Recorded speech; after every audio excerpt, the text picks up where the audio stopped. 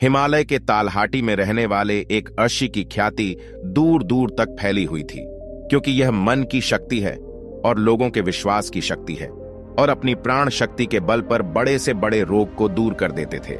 उन्होंने आज तक कभी कोई दवाई नहीं खाई थी। वह अपनी दिनचर्या में थोड़ा सा बदलाव करके ही लोगों की बीमारियों को जड़ से खत्म कर देते थे। एक सुबह एक बीमार व्यक्ति ऋषि के पास आया। उन्होंने कहा कि मैं कई डॉक्टरों के पास गया हूं और उनकी दवाई ले चुका हूं, कोई आराम नहीं था। अब मैं डॉक्टरों और उनकी दवाओं से तंग आ चुका हूं। लेकिन मेरे एक मित्र ने मुझसे कहा कि आप बिना दवा के मन की शक्ति से ही लोगों की बीमारियों का इलाज करते हैं। क्या यह संभव है कि मैं आपके बताए रास्ते से ठीक हो जाऊं? इस व्यक्ति की बात सुनकर ऋषि मुस्कुराए और बोले कि हमारा दिमाग दुनिया का सबसे बड़ा डॉक्टर है। हमारे शरीर में मौजूद प्राण शक्ति बड़े से बड़े रोग को दूर करने की क्षमता रखती है। बस जरूरत है इस ताकत को पहचानने की और उसे सही समय देने की, और कुछ नियमों का पालन करने की जरूरत है। बीमार व्यक्ति ने कहा कि मुनिवर, आप मुझे जो भी नियम बताएंगे मैं उनका पालन करूंगा, बस मुझे नियम बताओ। ऋषि ने कहा कि मानव मन ब्रह्मांड की सबसे अनोखी, शक्तिशाली और अद्भुत रचना है। मन में आशा, विश्वास और विश्वास के बल पर बड़ी से बड़ी बीमारी को भी जड़ से खत्म करने की क्षमता है। मानव मन अपने आप में औषधि का ऐसा अद्भुत खजाना है, जहां इंसान की आस्था और ताकत पर ऐसे केमिकल पैदा होते हैं जिसका प्रभाव दुनिया में कहीं से भी सैकड़ों हजारों गुना अधिक है। हम सभी के पास किसी भी बीमारी से मुक्त होने का एक ऐसा सहज चमत्कारी तंत्र है जिसे कोई भी व्यक्ति अपनी भावनाओं और भावनाओं में परिवर्तन लाकर सक्रिय कर सकता है। जब हम अपने मन को विश्वास दिलाते हैं कि यह रोग ठीक हो सकता है, हमारे दिमाग से ऐसे रसायन निकलने लगते हैं कि शरीर के रोग बिना किसी दवा के ठीक होने लगते हैं। मन की शक्ति द्वारा शरीर की आत्मा की शक्ति का उपयोग करके किसी भी रोग को ठीक करने के लिए आपको इन 12 नियमों का पालन करना चाहिए। पहला, अटूट विश्वास कि आप ठीक हो सकते हैं। हम सभी के शरीर में एक बुद्धि होती है और यही बुद्धि हमारे शरीर को चलाती है। यह बुद्धि एक दैवीय शक्ति की तरह काम करती है और इसके लिए हर बीमारी का इलाज संभव है। आपको बस इतना करना है कि अपने आंतरिक ज्ञान से जुड़ना है और यह विश्वास दिलाना है कि आप बिल्कुल ठीक हैं।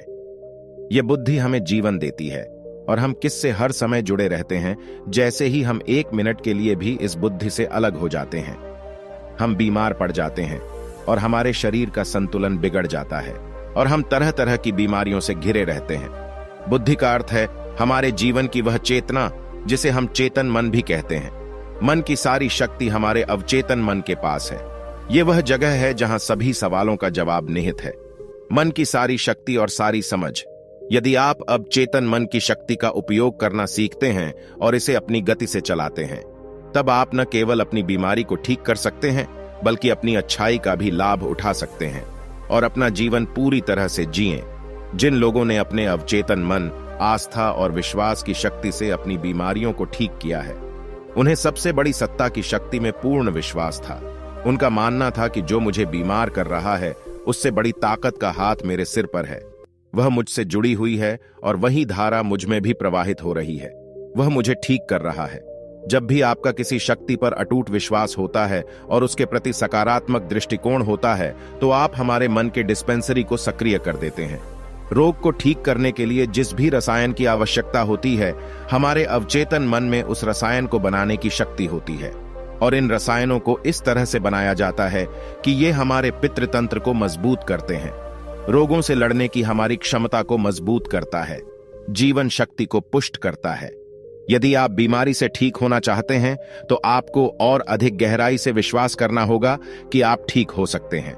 आपको यह मानना होगा कि जो शक्ति आपको कमजोर बना सकती है, वह आपके अंदर की शक्ति से कम है, जिससे आप जो चाहें कर सकते हैं।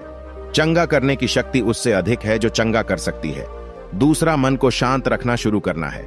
99% रोग क्रोध या भय के कारण होते हैं और क्रोध भी भय से उत्पन्न होता है। आपको यह समझना होगा कि हमारी परेशानियों का कारण तनाव और नकारात्मक विचार हैं। लगातार तनाव शरीर में असंतुलन पैदा करता है और शरीर के इस असंतुलन से कई बीमारियां हो सकती हैं।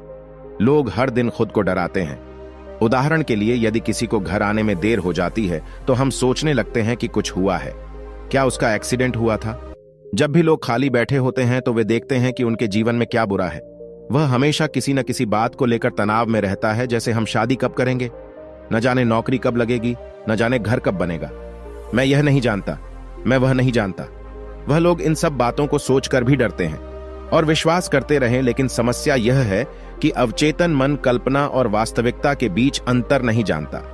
जब हम इस तरह के नकारात्मक विचार पैदा करते हैं तो हमारा अवचेतन मन उसे सच मानने लगता है और उसे ऐसा लगता है कि वास्तव में उसके ऊपर एक सिद्ध तलवार लटकी हुई है जो कभी भी उनकी सेहत, रिश्तों और जिंदगी को बर्बाद कर सकता है। और इसी तरह हमारा अवचेतन मन हमेशा डरा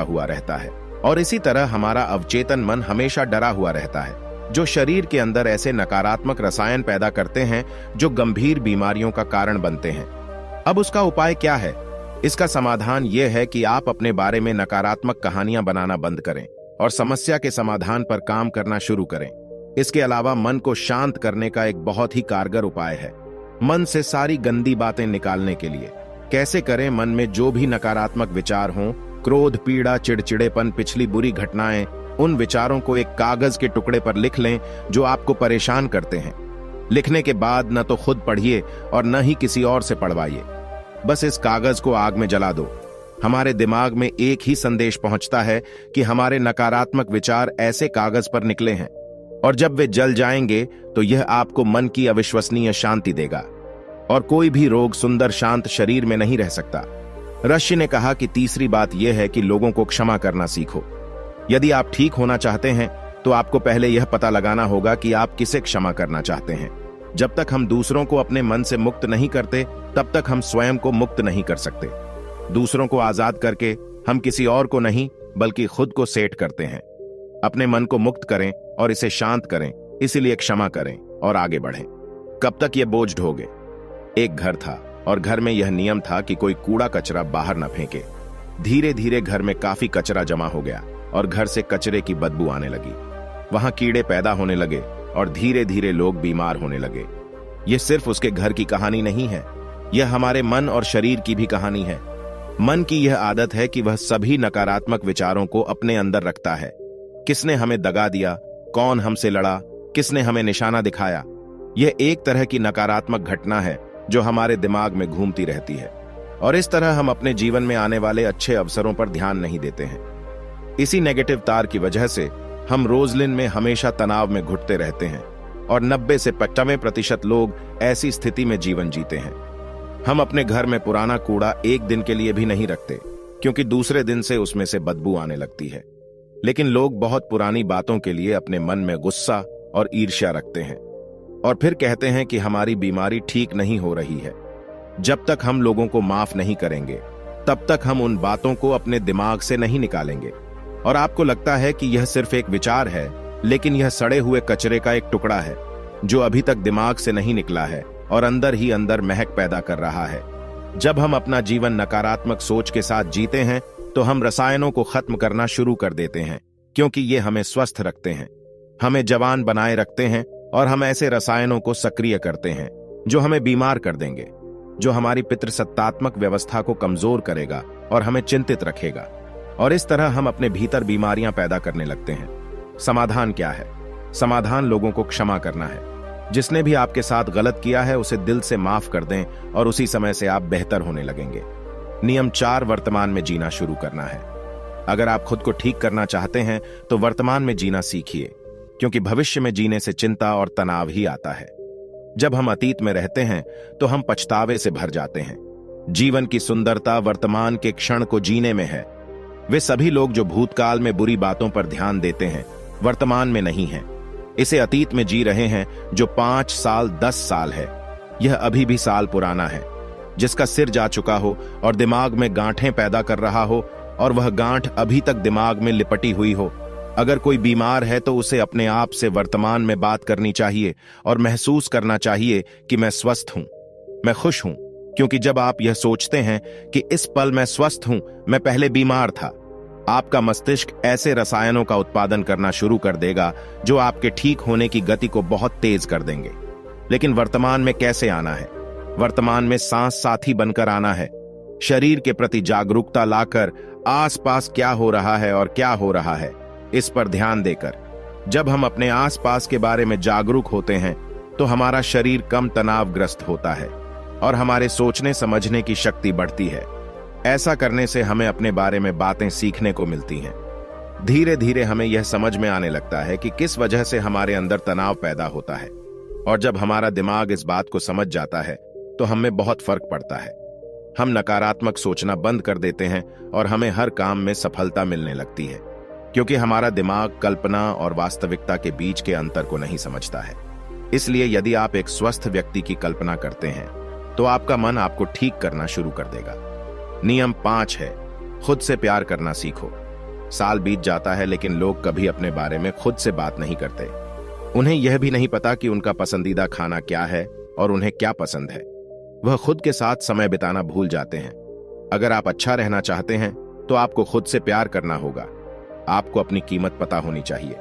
जिम्मेदारी की भागदौड़ में कई महिलाएं और पुरुष खुद को खो देते हैं। जिस दिन आपने खुद को पाया उसी दिन सारी गलत चीजें आपके दिमाग और शरीर को छोड़कर भागने लगीं। जिस दिन आप खुद को खोज लेंगे